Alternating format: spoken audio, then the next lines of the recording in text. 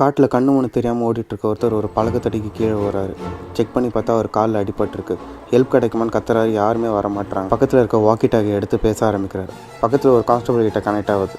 சரி, அவரும் எடுத்து பேச அப்போ இவர் கத்த ஆரம்பிக்கிறார். நான் இந்த ஸ்டேஷன்லேருந்து தான் வரேன், பக்கத்துலேருந்து தான் வரேன், எனக்கு கொஞ்சம் வந்து காப்பாற்றுங்க ப்ளீஸ் சார் ப்ளீஸ் சார் கேட்க கான்ஸ்டபிள் சரின்னு சொல்லிட்டு அவர் எஸ்ஐ கால் பண்ணி கேட்க அந்த எஸ்ஐ ஸ்ட்ரிக்டாக சொல்லிடுறாரு, அந்த சரௌண்டிங் நம்ம ஸ்டேஷனுக்குள்ளே வராது. ஸோ வந்து நான் அந்த ஸ்டேஷனோட எஸ்ஐ நம்பர் நான் உனக்கு ஷேர் பண்ணியிருக்கேன், அவர் சீக்கிரமாக உனக்கு கால் பண்ணுவாருன்னு சொல்லிடுறாரு. இருந்தாலும் மனசு கேட்காத இவங்க நம்மளே உள்ளே தேடி போய் அவரை கண்டுபிடிக்கலான்னு இறங்குறாங்க. அப்படியே அந்த எஸ்ஐயோட ஃப்ளாஷ்பேக்கும் காட்டுறாங்க. அவரும் ஹெட் கான்ஸ்டபிள்ஸ்லாம் சேர்ந்து 2 அக்யூஸ்டை கூட்டின்னு காட்டு உள்ளே போயிட்டுருக்காங்க. அப்போ கூட இருக்க கான்ஸ்டபிள் சொல்லுவார், இல்லை இந்த காட்டோட நிறைய கதைங்க கலந்துருக்கு, அதெல்லாம் தெரிஞ்சதுன்னா உங்களுக்கே பயம் வரும், இந்த காட்டில் இருக்க வேணாம், இங்கேருந்து நம்ம உடனடியாக கிளம்பலாம்னு சொல்லிகிட்டே இருப்பேன்.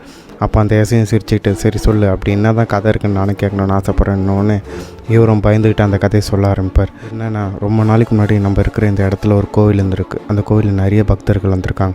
அப்போது ஒரு பக்தன் வந்தான். அந்த பக்தனோட ஒரே குறிக்கோள் என்னென்னா நேரத்தை கண்ட்ரோல் பண்ணணும்.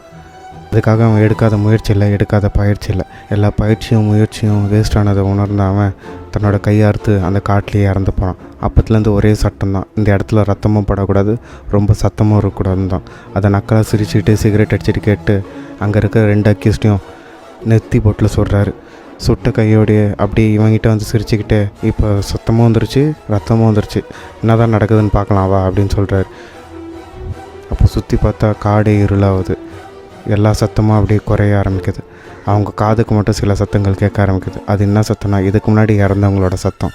அவங்க காது வலிக்குது, அப்படியே காது வெடிகிற அளவுக்கு சவுண்ட் வருது. திடீர்னு கண்ணு முழிச்சு பார்க்குறாரு, இவர் மட்டும் தனியாக இருக்கார். இப்போ ப்ரெசென்ட் டைமில் காட்டுறாங்க. இந்த ஸ்டேஷன்லேருந்து அந்த எஸ்ஐ கால் பண்ண அப்போ இவர் சொல்ல ஆரம்பிக்கிறார், இது மாதிரி உங்கள் ஸ்டேஷன்லேருந்து ஒரு எஸ்ஐ நடுக்காட்டில் மாட்டிகிட்ருக்காரு, அவர் பேர் பேட்ச் எல்லாம் கரெக்டாக சொல்கிறாரு, கொஞ்சம் பார்த்து என்னன்னு சொல்லுங்கன்னு சொன்னோடனே சரி வாக்கி டாக்கியோட ஃபோனோட கனெக்ட் பண்ணி பேச ஆரம்பிக்கிறாங்க. அப்போ இவருக்கு செம்ம ஷாக் ஆகுது. நீங்கள் சொல்கிற அந்த ஆள் வந்து 8 வருஷத்துக்கு முன்னாடியே இறந்துட்டார், அவர் டீம்மேட்ஸோட காட்டுக்கு போனவர், அதோட அவர் திரும்பியே வரல, நீங்கள் சொல்கிற நேமோட இருக்கவர் எப்பயும் இறந்துட்டார் அப்படின்னு சொல்கிறாங்க. இவரும் ஷாக்கில் கொஞ்சம் முன்னாடி நடந்து போயிட்டு அந்த வாக்கி டாக்கி எடுத்து கேட்க ஆரம்பிக்கிறார். சார் டேட் என்ன சார் அப்படின்னு கேட்க, டேட் எதுக்கு சார் கேட்குறீங்க, பரவாயில்ல சொல்லுங்கள் சார். நானே மே 26ன்றார். என்ன வருஷம் சார்? நானே 2008ன்றார். செம்ம ஷாக்கோட 2 பேரும் மூஞ்ச பார்த்துக்கிறாங்க.